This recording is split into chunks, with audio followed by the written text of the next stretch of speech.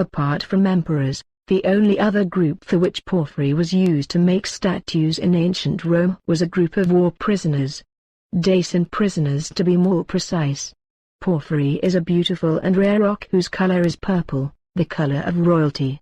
Its use was monopolized by the emperors of Rome, and only they were allowed to use it. Why would the most powerful empire of the time build expensive statues for war prisoners as if they were royalty?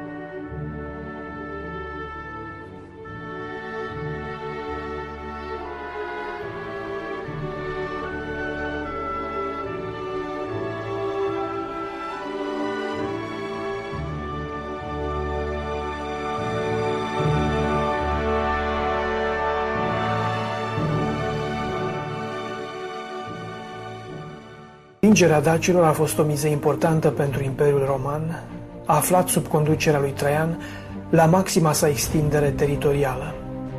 Dacii erau nu numai foarte bogați și buni de jefuit, ci și luptători de temut, cel mai puternic adversar al Romei în acel moment.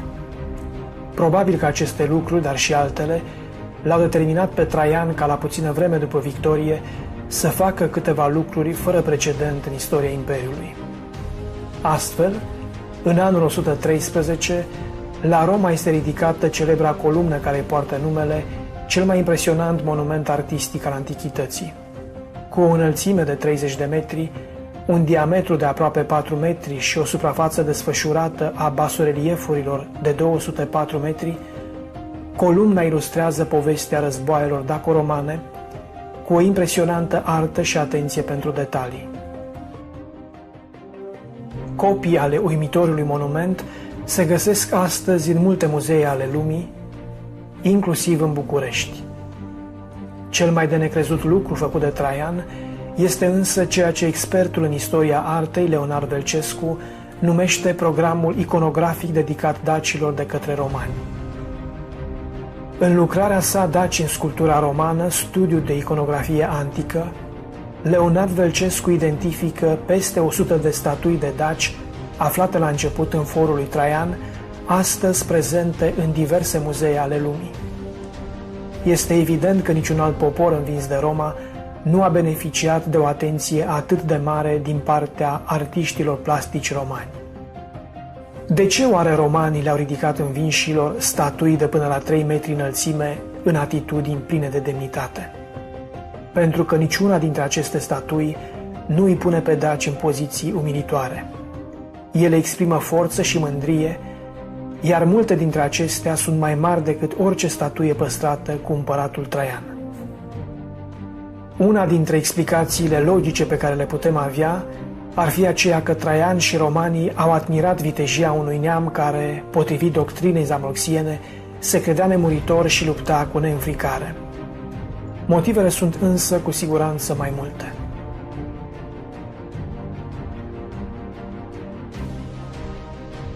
The bravest and the most righteous of the Thracians, as Herodotus called them, the Dacians, called Getae by the Greeks, were a group of Thracian tribes located mainly in today's Romania, Moldova, Bulgaria, Serbia and Hungary, but also stretching as far away as Poland, where the Dacian city of Sătritava, today called Konin, was located.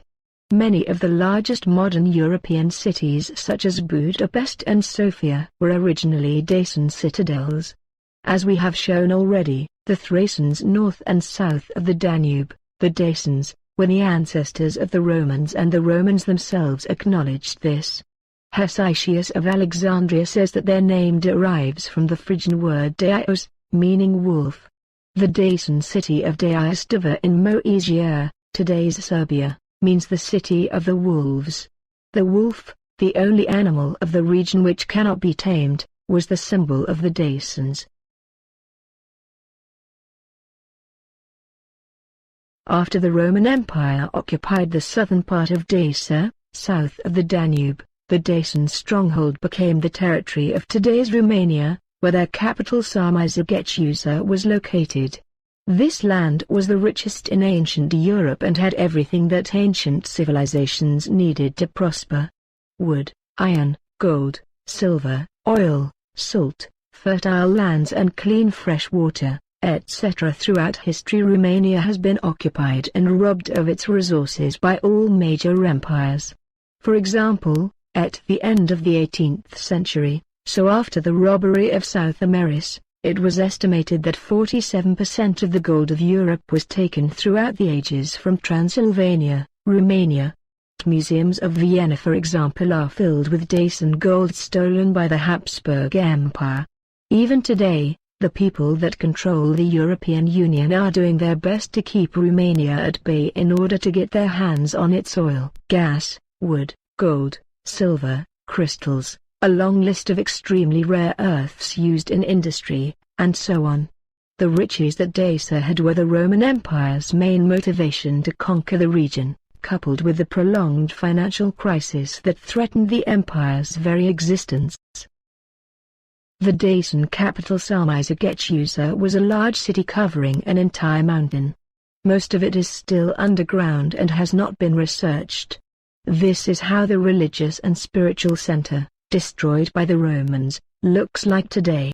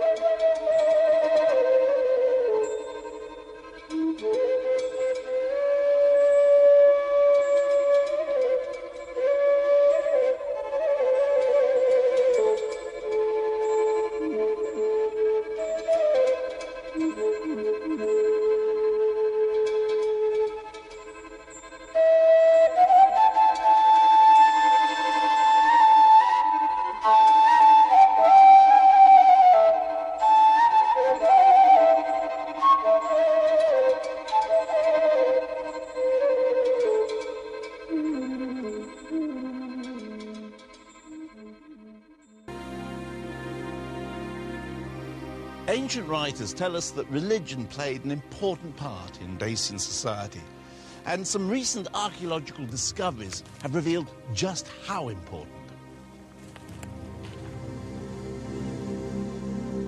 Most of this extraordinary complex of buildings was only uncovered in the 1950s. Their precise function remains a mystery, but it seems certain that this was a sacred site. What was here? Unlike any Roman temple, this site has no altar for sacrifices and no statue of a god. Pythagoras says that the Dacians had the best laws and lifestyle and were the best at understanding the world around them in his time. The Roman writer Cassiodorus, the Greek philosopher Diochrysostomos and the Goth historian Jordanes also say that the Dacii were always superior to the barbarians. Herodotus says that they believed in the immortality of the soul, which made them fearless in combat. From Julian's work, The Caesars, we find a similar description of the Dacian belief system. They believed that they do not die but they only change their location. Thus a Dacian custom that is still practiced today in some parts of Romania, was to cry at births and to rejoice at deaths. Another Dacian practice that is extensively used in Romania today was the use of medicinal plants. The Greek doctor Dioscorides copied a list of Dacian medicinal plants that shows just how much knowledge they had accumulated. At Sarmizegetusa a doctor's kit was found that contained all kinds of medicines such as ashes from Mediterranean volcanoes, used as absorbent for wounds. A Dacian skull that had trepanation marks shows that the Dacians had good surgeons as well. All these medical practices were guided by the teachings of Zalmoxis. În dialogul Carmides, Platon amintește sau consemnează o discuție între Socrate și Carmide, în care Socrate spune cum a învățat în perioada cât era în armată, cât era la oaste, a cunoscut un medic trac și povestește ce anume l-a învățat medicul trac. El spune așa, spunea medicul tracul acesta, că medicii greci aveau dreptate să cuvânteze așa cum v-am arătat adineauri. Dar Zamolxis, spunea el, regele nostru, care este un zeu, ne spune că după cum nu trebuie încerca să îngrijim ochii fără să ținem seama de cap, nici capul nu poate fi îngrijit neținându-se seama de corp. Tot astfel trebuie să-i dăm îngrijire trupului dinpreună cu sufletul și iată pentru ce medicii greci nu se pricep la cele mai multe boli. Și anume, pentru că ei nu cunosc întregul pe care l-au de îngrijit. Dacă acest întreg este bolnav, partea nu poate fi sănătoasă, căci, zicea medicul, toate lucrurile bune și rele pentru corp și pentru om în întregul său vin de la suflet și de acolo curg ca dintr-un izvor, ca de la cap la ochi. Trebuie deci, mai ales și în primul rând, să tămăduim izvorul răului ca să se poată bucura de sănătate capul și tot restul trupului. Prietene, zicea el, sufletul se vindecă cu descântece. Aceste descântece sunt vorbele frumoase care fac să se nască în suflete înțelepciunea. The only forms of writing we have from that period are text fragments written using the Greek and the Roman alphabet, as well as all kinds of mysterious runic scripts similar to the Gothic one. The Goth historian Jordanes says the Dacians wrote down their laws, but because of the lack of surviving texts, historians are divided with regards to the Dacians having their own writing style. The solar calendar at Sarmizegetusa was probably used in agriculture. Wine, honey and cheese, for example, some of the most appreciated traditional products in Romania, were also produced extensively by the Dacians. All kinds of Dacian agricultural tools, such as plows, confirm that, as we have seen before, the area north and south of the Danube was also the biggest producer of cereals of the ancient Europe. They were also extracting salt, iron, gold and other metals, and were collecting surface soil.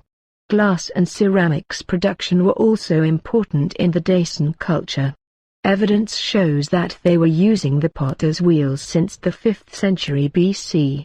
But by far the most advanced craft developed by the Dacians was metallurgy. The biggest workshops of ancient Europe were located here, and the Dacians were recognized for their skill. The Dacians' gold artifacts, for example, are truly spectacular.